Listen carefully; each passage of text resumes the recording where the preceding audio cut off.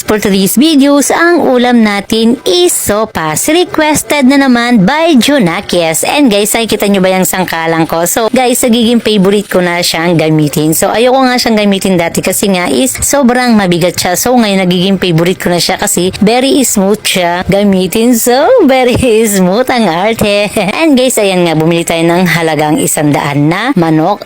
Isasahog natin sa ating sopas. So guys, ang madalas ko lang naman ginagamit na pangsahog sa sopas is yung corn beef. Yung corn beef na nakalagay sa may lata. So guys, yun lang naman ang madalas kong gamitin kapag ka ako nagluluto ng ulam na sopas. So guys, ang ulam nga natin for today's videos is ayan nga, requested by Junakis. And tamang-tama talaga yung uulamin namin ngayon kasi nga is tag-ulan at meron tayong bagyo. So walang tigil yung ulan. So malamig ngayon and ayan yung naisip ng Junakis ko na ulamin. So kagabi pa nga is nag-iisip na kami ng uulamin na naman kasi nga wala na naman talaga ako maisip ng ulamin kasi nga is alam niyo naman is araw-araw natin iisipin yan. Yun na naman is nag-ikwento na naman si inay nyo.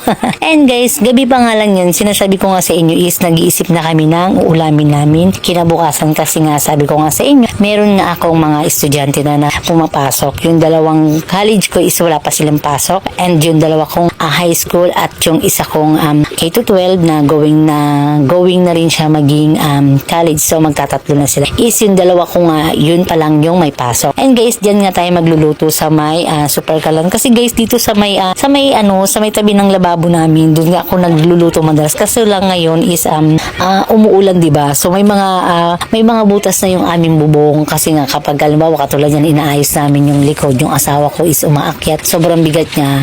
So matagal na rin yung bubong natin, walang palitan. So nagka-crack siya, nagkakaroon siya ng mga butas. And yan nga guys. And ayan nga, hinugasan na natin yung ating macaroni ang arte.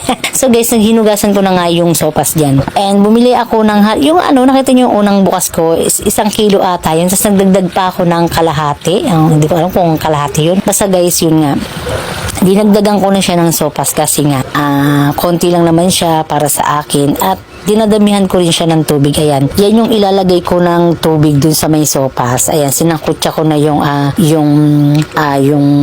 manok and ayan, pagtapos na niyang paanuhin ng konti, isang kutsa, nilagay ko na rin yung sopas. So, yan, halo-haluin ko lang ng konti. Ang ganun ako guys. Don't judge may luto guys ha. Ganyan talaga ako magluto ng sopas. Basta yan yung alam kong paraan kung paano lutuin yung sopas. So, ganyan talaga ako magluto. And ayan nga yung nilagay kong tubig sa may pichela. Ayan, ganyan ako karaming maglagay ng tubig at kung paano ko karaming maglagay ng sabaw kasi nga katulad yan kapag kaya naman yung sopas na yan is pag tumagal, lalo na pag malamig na, sumisip-sip siya ng sabaw, nawawalan siya ng sabaw. So guys, ayan nga, magsasaing pa lang tayo nga guys. Nakalimutan natin magsaing kasi nga nawala sa loob ko na akala ko nakapagsaing na ako. So malapit na maluto yung sopas, wala pa rin pala kaming sinaing, buti na lang nasilip ko siya agad. And guys, binabayaran ko na ng tubig yan. So guys, hindi ko nga alam ha, yung aming rice cooker ngayon is nasusunugan siya kasi nga pasira na siya. So talagang parang nasira na nga talaga yung pindutan niya. Yung pindutan niya kasi pagka pinulit mo siya pababa, is aakit na naman siya pataas. Kaya ang ginagawa namin is sinasangkalan ko siya ng papel.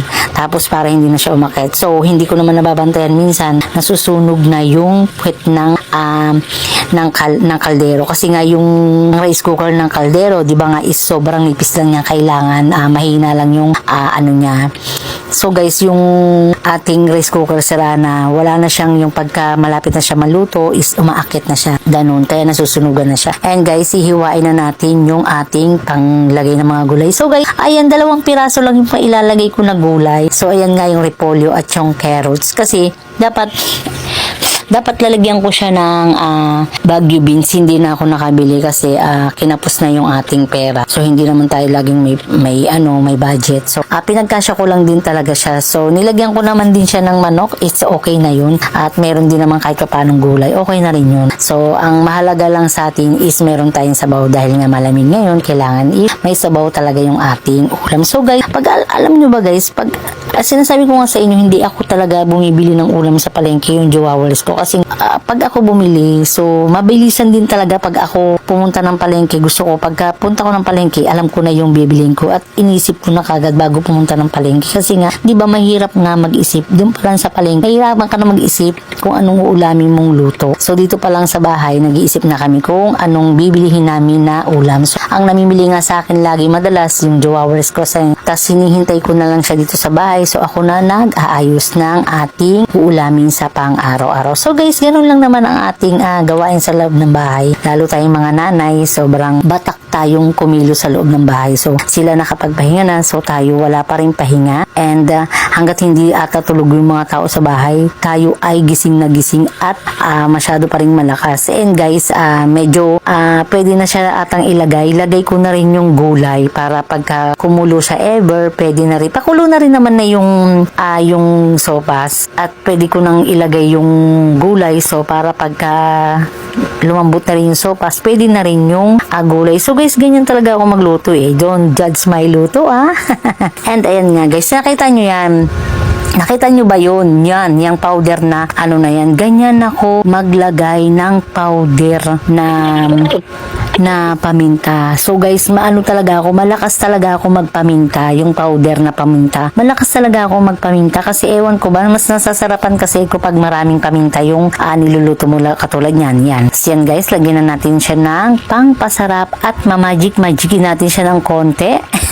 And yan nga guys, tinignan ko na siya. So pwede naman na siya, konting kulo na lang ulit. Tapos maya is lalagyan ko na siya ng gatas kasi tinignan ko naman na din kasi yung sopas is pwede na konti na lang na kulo, pwede na siya. So maya lang lalagay ko na yung gatas para ready to eat na. At yung ating mga junakis is nag-aantay na ng ating ulam. Sa ayan nga, nakikita nyo ba yan sa gilid? Ako yan guys, pinupukpok ko yung yung gatas. Binubuksan na natin yung gatas kasi nga ihahalo na natin siya dyan sa may sopas. So pwede na kasi siya. And ayan nga, kumulo na siya ulit. Maya yan, lagyan ko na siya ng gatas.